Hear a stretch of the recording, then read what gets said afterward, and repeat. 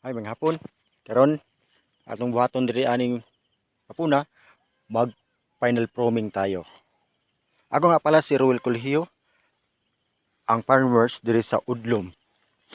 Karong hapuna akong buhaton ang pagproning aning kamatis.